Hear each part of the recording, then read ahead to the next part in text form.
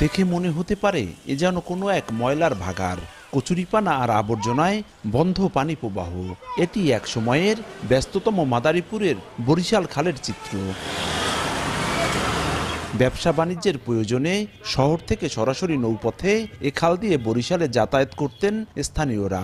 ৮ kilometre দীর্ঘ খালটি দখল আর দূষণে ভরাট হয়ে যায় বেশিরভাগ অংশ।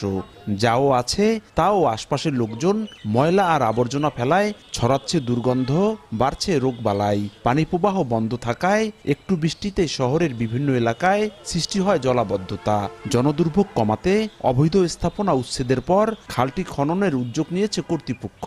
এতে খুশি স্থানীয়রা। খাল কাটতেছে, উপকার হবে না, পানি যাবে, ধান হবে, পাট হবে। গাছা এই কচু ক্ষেত এগুলি পরিষ্কার হলে মশার উপদ্রব থেকে আমরা একটু রক্ষা পেতে পারি। পরিষ্কার হয়ে যাবে, সব ময়লা গেলে আমরা ভালো থাকবো, জলাবদ্ধতা থাকবে না, মশা হবে না। অনেক দুর্গন্ধ আসতো, কিন্তু এখন এটা পরিষ্কার করার কারণে এখান থেকে আর কি এই জিনিসটার থেকে এলাকাবাসী মুক্তি পাবে আর কি। 2019 সালে জেলা প্রশাসন, পানি উন্নয়ন বোর্ড, সড়ক বিভাগ ও এলজিইডির যৌথ উদ্যোগে খালের দুপারে গড়ে ওঠা অবৈধ স্থাপনা উচ্ছেদ করা হয়। পাশাপাশি ময়লা আবর্জনা ও কচুরিপানাও পরিষ্কার করা হয়। সে সময় খালটি খননের উদ্যোগ নেওয়া হলেও অদৃশ্য কারণে তা বন্ধ হয়ে যায়। পৌরসভার উদ্যোগে এটি খননে জলাবদ্ধতা দূর করতে ব্যাপক ভূমিকা রাখবে বলে মনে করছে কর্তৃপক্ষ। জেলা প্রশাসন থেকে আমরা কিছু বরাদ্দ পেয়েছি।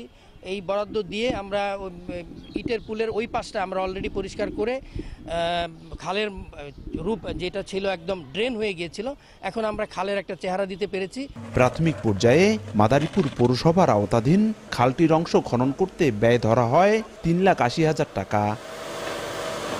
খালের দুই পারে গড়ে ওঠা অবৈধ স্থাপনা উচ্ছেদের পাশাপাশি আগামীতে যারা খালের মধ্যে ময়লা ফেলবে তাদেরকে আইনের আওতায় আনার কথা বলছে পৌর কর্তৃপক্ষ। এছাড়া প্রাথমিক পর্যায়ে নিজস্ব অর্থায়নে খাল খনন করা হলেও আগামীতে বৃহৎ আকারে পরিকল্পনার কথাও জানায় তারা। সঞ্জয় কর্মকার, অভিজিৎ, সময় সংবাদ, মাদারীপুর।